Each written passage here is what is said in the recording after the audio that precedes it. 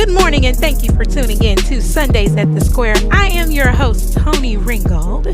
Today I have a great guest with me. I'm really excited about her being here. I hope that everyone is having a wonderful Sunday, enjoying yourself, getting ready for your day, and maybe just still laid up in the bed and snuggled under your covers.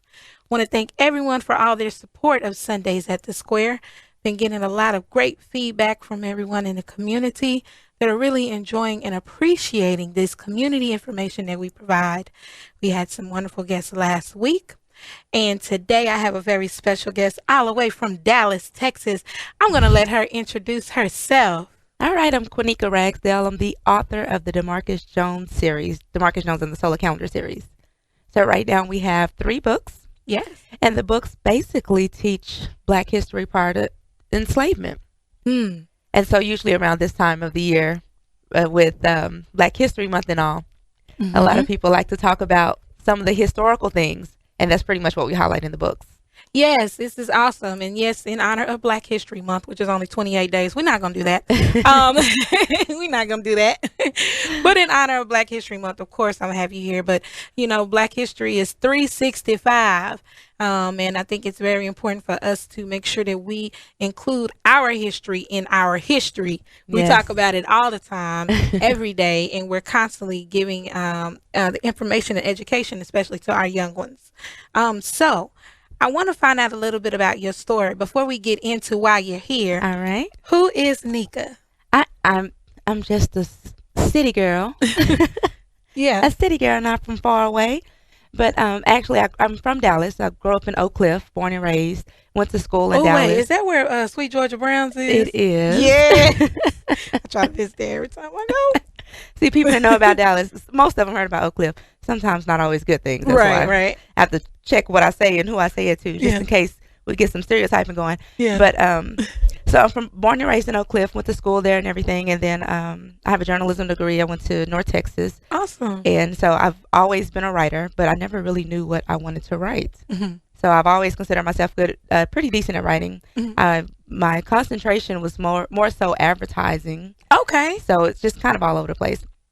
And then being a mother of 2 children, I've always loved history. Just even when I was in school, I just love learning old information. I used to like watching, what was that show with the whistle? I can't remember the name of it right now.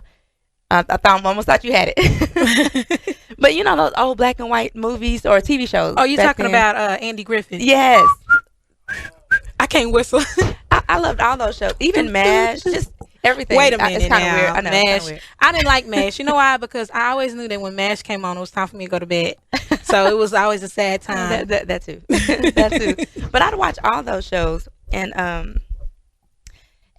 history is even more exciting when you find out your own story. Right. So I didn't really get into our story until I'm out of school, out of college, working, raising kids. Right. And I get a hold of some Dr. Ben books, Ivan Van Sertima books, just all these books. And, you know, I love to read the sources, see where they got their information. I read those books. And I'm excited. Like, it's really fun to me. Yeah. I'm like, oh, this is why this happened. Oh, this is where this comes from. And so one day I'm driving, you know, and looking at a book. Wait. She didn't say that. I did. Sorry, I did. At red lights. At the red light. Thank you. Yeah. And so I'm reading information. I'm all excited. So I'm telling my son, oh, let me see if you understand this information. So I had him read a page. Well, actually, it was a line that ended up being 3 lines, but it was 1 sentence. And he read it just fine. And I said, do you know what it means? He said, no. Of course you don't. Right. That's why I'm going to write a book for you. Oh, that's awesome. So you became inspired. Your children inspired you. Yes. The reason why, because I said to myself, if I knew this information when I was in 7th, 8th, 9th, 10th grade, I'd probably be a master at Black history or just world history, really, because that's really what it is. It's world history. It's world history. That's right. And so I said, well, let me make this information easy to understand, simple, but give it a storyline so that you think you're just reading an adventure, but you're learning at the same time. Right. Right. So how did you come up with the name DeMarcus Jones? DeMarcus is a fictional character, fictitious character. A lot of people think it's one of my kids. I have 2 boys, and it's not at all. I needed a name. Well, actually, his name was Marcus Jones, but that web page was already taken. So I was so sad. I was sad for like 2 weeks. Yeah. But I just added a DE on there when I realized that one was available.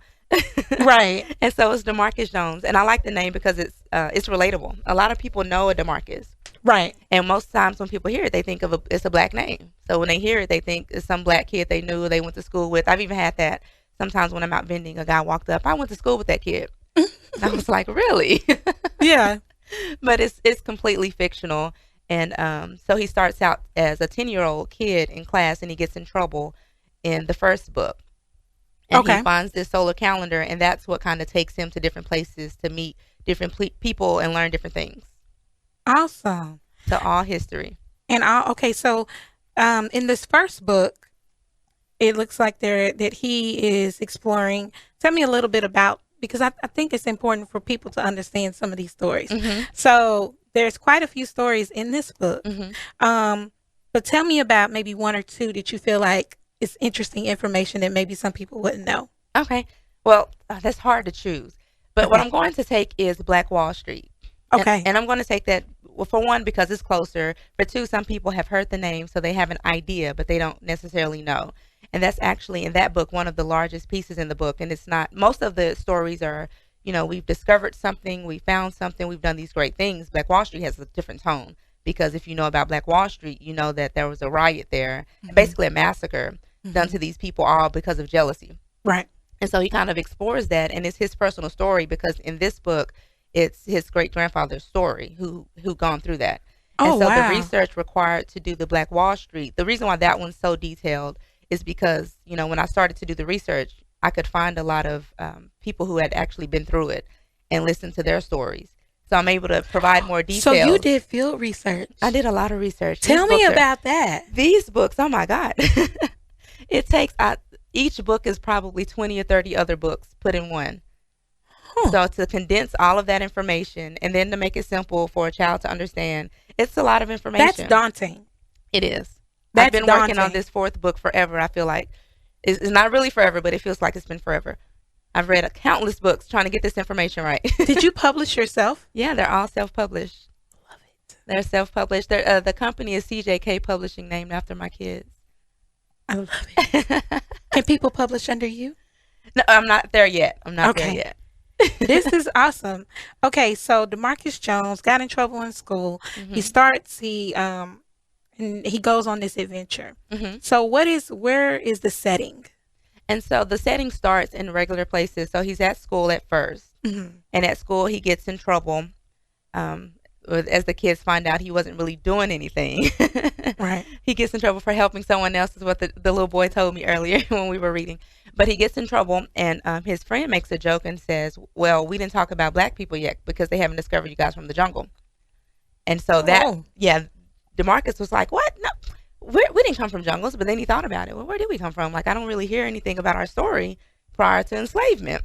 Mm-hmm. And he asked his mom, and, she didn't have much insight for him. And so he's rambling through his closet and finds this solar calendar. And so when he finds a way to unlock the solar calendar, that puts him in different settings.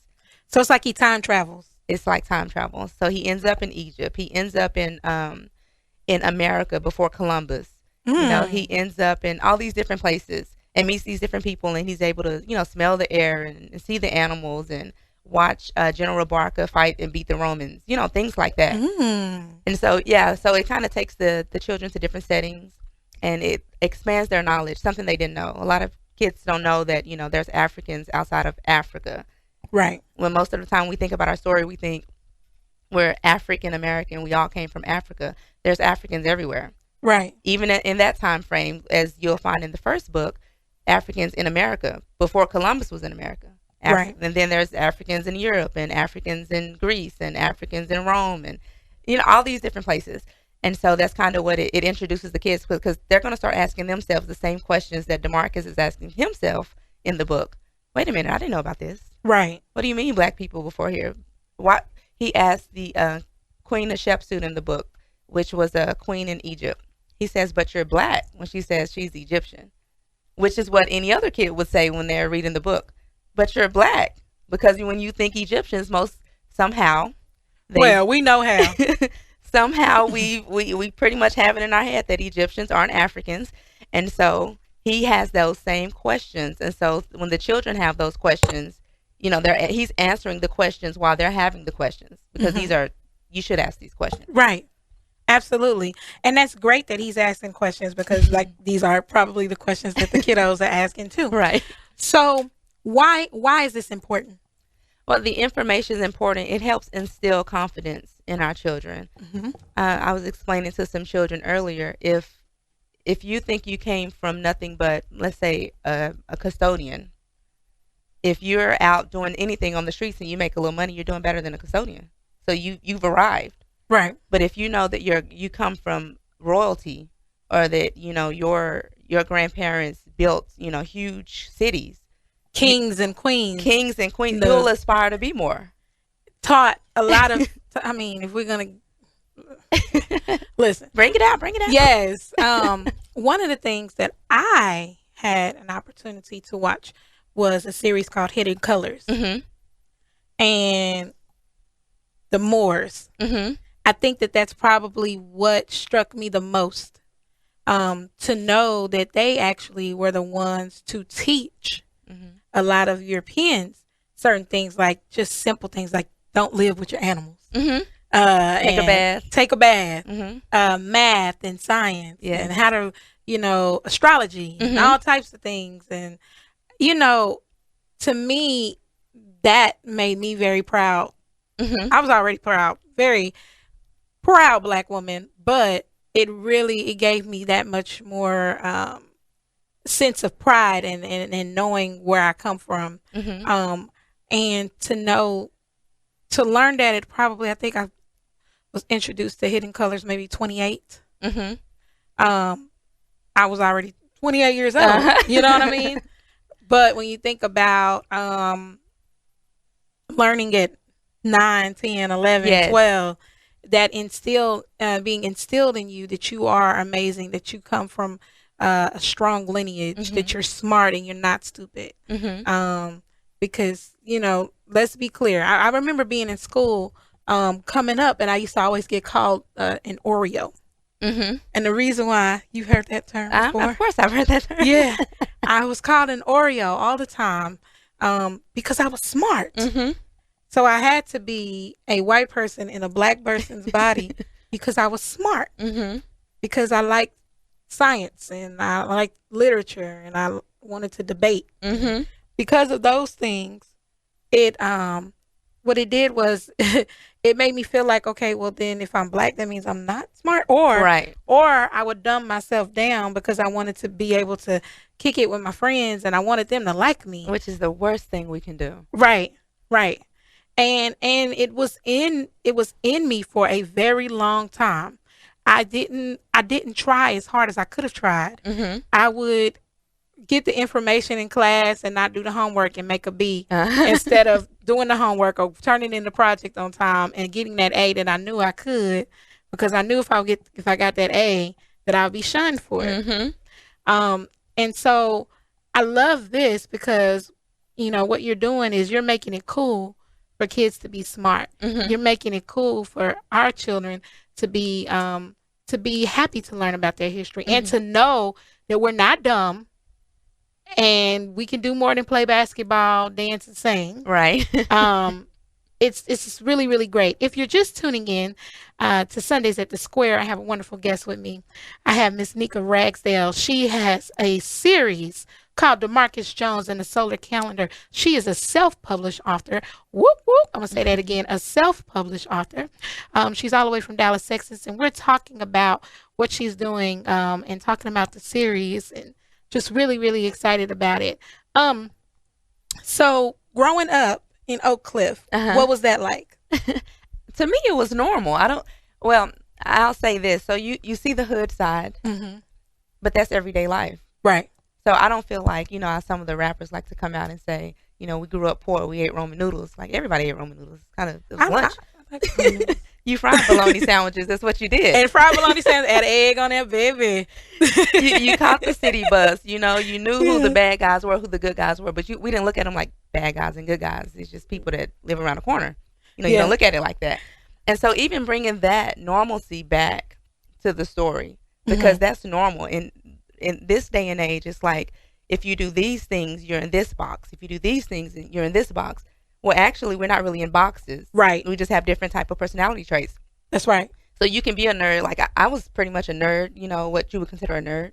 But I never felt shunned by it. I wasn't sad to be a nerd, but no one made me feel sad. Right. You know, I didn't necessarily have that. So someone, and I didn't think that you were dumb if you weren't the nerd or if you didn't go to school, because I knew times were just different for different people. That's right. You know, we grew up different. And so even those are reflected in the book. You see different type of characters. Some characters are really smart.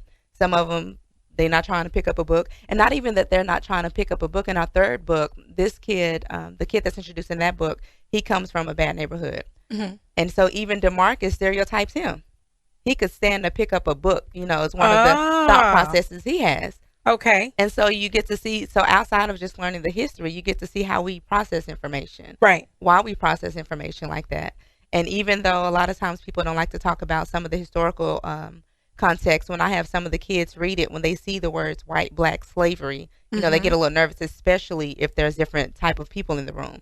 Right. I have to tell them, no, we see this all day, every day. When you turn on the news, you're hearing about a wall being built right now. You're hearing about Muslims right now.